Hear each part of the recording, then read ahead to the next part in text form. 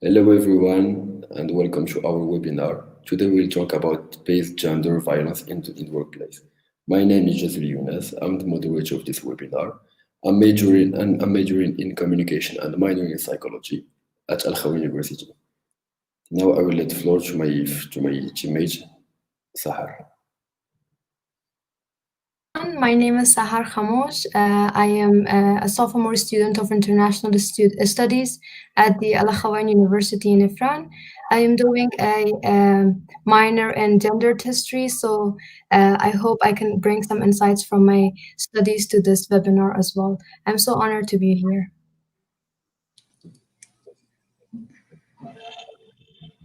Hello, everyone. This is Najma Brahmi. I'm majoring in international studies and minoring in communication and gender studies. I'm very glad that I'm here.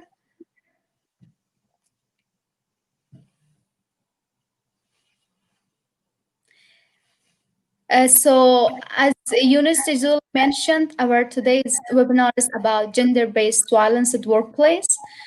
But firstly, I'm going to give a quick definition about violence and gender-based violence. To talk about violence, violence is the intentional use of physical force or power threatened to act against oneself or against a group of people that result in an injury, death, psychological harm, and depression. According to definition that World Health Organization say. And to talk about gender-based violence, we can say that gender-based violence as exists there as always been there, and it's a phenomenon that deeply rooted in gender inequality and continues to be one of the most notable human right violation. Thank you, Najma. Now I will let the floor to Sahar. Sahar, you have the floor. Thank you so much, Eunice. So, as Najma also mentioned, we can define violence, but to be particular about gender based violence, we need to also know the types and the different forms and dimensions that violence has. Based on my research, mostly violence is used for the very extreme kind, like you need to be physically harmed or like injured to call it violence. But in this webinar, we will also look at some other forms that are not actually considered to be violent, but we will consider it as violent. So this is also we will basically sort of categorize it into two different kinds. One is the part that Najma will talk about, how it's not considered mild. It's also the severe kind of violence, but it's just that it's from the individual to another individual. So it can be the boss or the employees or the fellow colleagues that are implementing violence against you. So that's one kind, and the other kind is the structural kind of gender-based violence, which is the company or as a whole the state is sort of forming some policies and procedures that are not gender sensitive, and they are sort of implementing violence or violating people's rights. This can be in forms of promotions and the whole career journey that people can have in their lives. Thank you. Thank you, Sahar. Now we will let the floor to my teammate Najma. Najma, you have the floor. So as Sir Hamush mentioned, we are going to talk about the two aspects. So the first one is sexual harassment in workplace. So sexual harassment, we know that sexual harassment exists in everywhere, and it has many types. But today we are going to talk about the sexual harassment that exists in workplace and its types. So sexual harassment has two types at workplace, which one is a quid pro quo. That means a favor for a favor. For example, I do something for you and you do something for me. And it is like, for example, I can give you example like the boss tell the employee that I will hire your salary if you go on a day with me. on a date with me, and or also a boss can tell employees that uh, I will fire you if you don't sleep with me. And the other type is the hostile working environment, in which it creates the condition that are intimidating or humiliating for the victim. In this type, the harasser tries to make jokes like relating to gender, relating to race, and also relating to uh, many other things that like exist there, like appearance of the like other employees, and that it and then also it hurts the person, like the harass like the employees, and it always like hurt them. And this leads me to another slide that is talk about the behavior that qualifies as sexual harassment at workplace. So how should we know that, even like whether we are harassing or not? We are so there are like uh, three types of behaviors that qualifies whether we are harassing or not. Like it is physical, verbal, non-verbal. The physical one, it is like physical violence, like touching, unnecessary close proximity. And for the verbal, it is comments and questions about appearance, lifestyle, sexual orientation, and offensive phone calls. And for nonverbal is like whistling, sexually suggestive gestures, and display sexual materials. And it leads me to my next slide that talks about what should we do when we are like a victim of harassment. Usually, when a person get harassed, they try to ignore it. That they tell themselves that it's okay. It may not happen again, and they just ignore it. But it can happen again. So when you are a victim of harassment, you should not ignore the harassment that is happening to you. And the second thing that you should do is comfort the harasser and ask him or her to stop the offensive behaviors. You can directly talk to them and tell them to stop it, and it may change. They may stop it and they may not continue anymore. But if they don't stop it, you should go and file a legal complaint with your state agency, or for workplace discrimination, because you should legal it, because if you don't, it just may continue like this and you cannot stop it.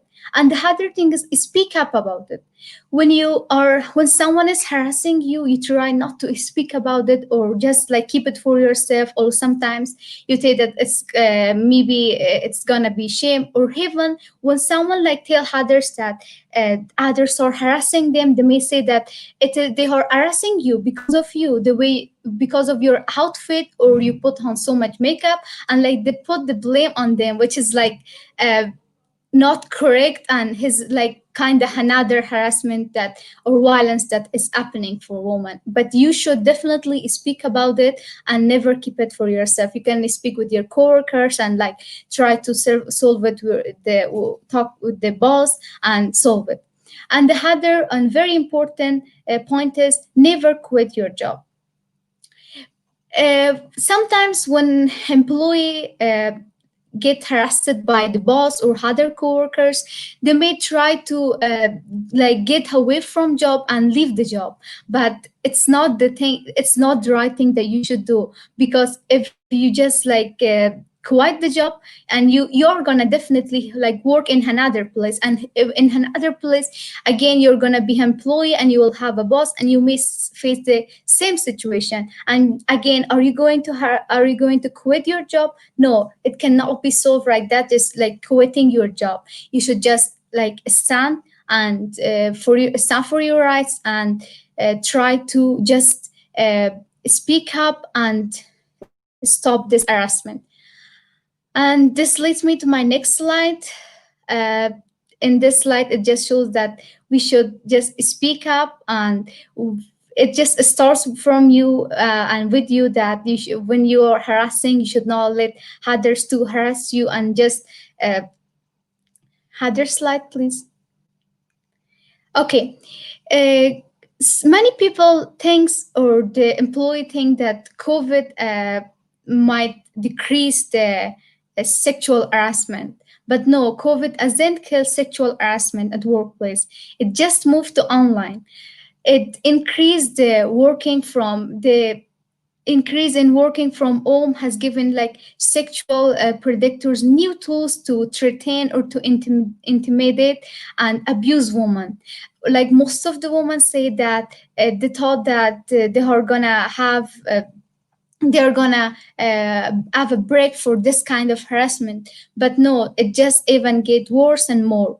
And it also, some even like some women say that the harassers have found their personal phone numbers, and also like by calling them, and even they went to their place, their location, their home, and invade their personal space. And the other point is like another example of online harassment includes that the manager is telling the woman to attend video call, and during video call, the manager wants the employee to put on more makeup or wear attractive clothes for them, which is so bad, or so, how can I say that, like it is another violence that is still happening. So we can say that even COVID-19 didn't stop this. And to have a look in the health issue, the COVID-19 as like in the workplace, the boss tries to like have sex with the employees, and while it is COVID-19, and it can like decrease COVID, and still like, so we can say it is so sad that still sex that still harassment and sexual harassment for women exists in the uh, pandemic of coronavirus. Thank you, Najma, for this presentation. Now I will let the floor to Thank you so much. Sahar. Sahar, you have the Thank you so much. So I don't know if you've noticed or not, people who are who just joined us, or like people who are watching. We have been having a very feminist perspective on this issue. Why? Because according to my personal research, when I looked through different statistics published by different organizations, most of both men and women at least know someone. If I were to be exact, particularly 60% of people who were interviewed in a research conducted by World Labor Organization, 60% of both men and women at least knew one person who is a woman, of course, who experienced some sort and some form of violence, gender-based violence at the workplace. So that's why we sort of have a very particular and feminist perspective on this issue. So if we move back from what actually directly happens to women and like workers in their workplace, and go back to a very structural or a more like a company perspective on this, we will look at various forms of violence that are applied on women, particularly on their journey from how they're getting recruited to how they are advancing in their professional lives. So to start with, the recruitment usually never happens for women. Why? Because of two reasons. One is misogynistic norms. Particularly 40% of women who are living in North Africa, and particularly MENA region, they are unemployed compared to all women all around the world. This is because of the misogynistic norms. According to another research, it showed that 14% of women and 20% of men worldwide think that it's not acceptable for women to work outside the household. So it shows how misogynistic norms sort of prevents women from getting an education at the first place and then be qualified to work outside the household. They're perceived to have only one job, and that's raising the children and taking care of the house chores.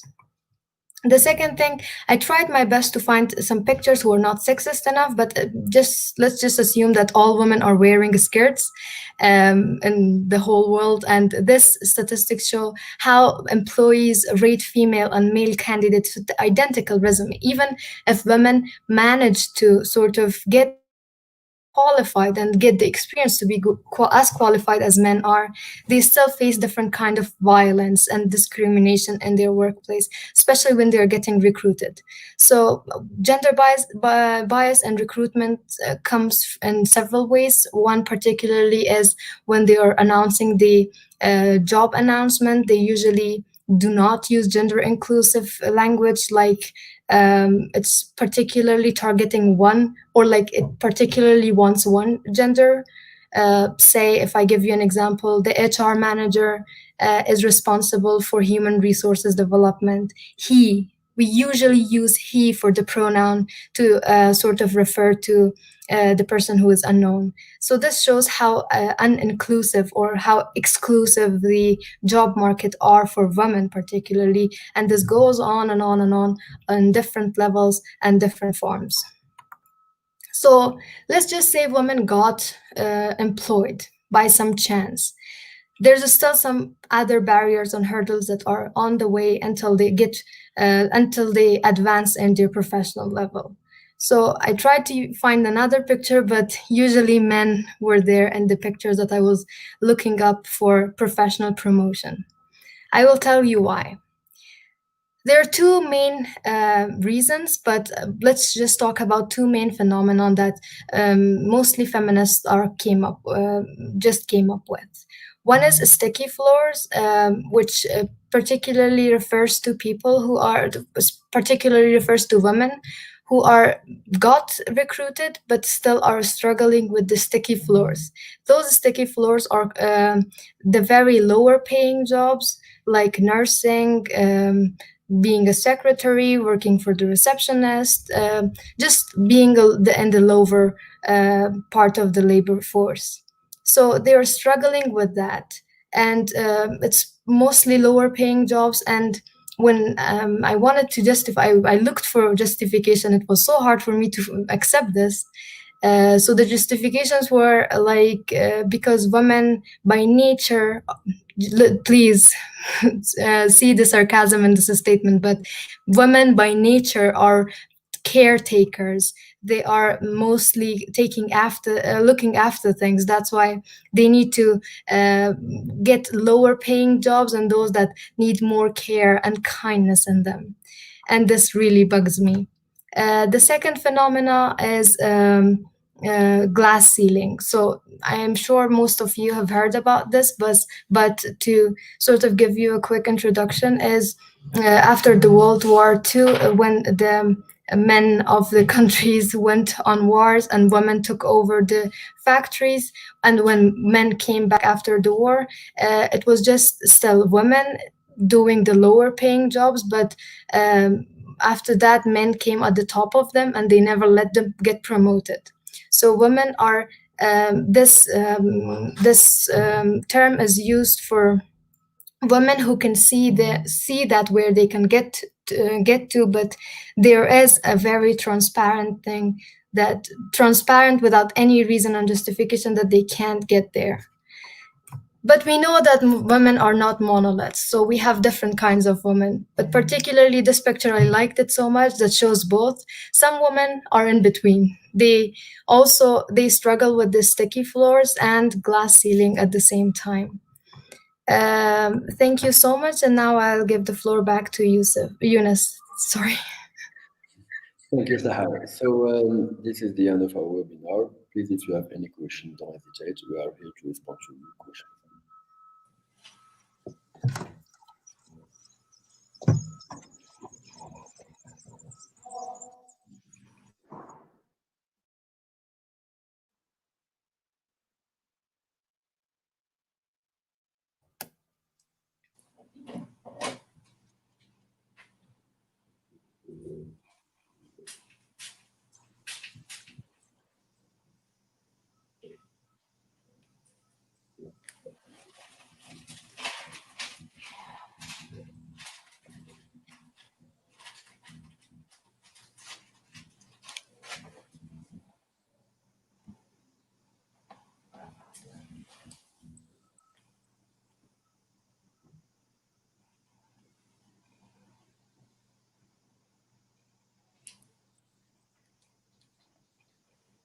Do you have any questions, please? If you have any questions, write them on the comment, and we'll be more than happy to respond to it.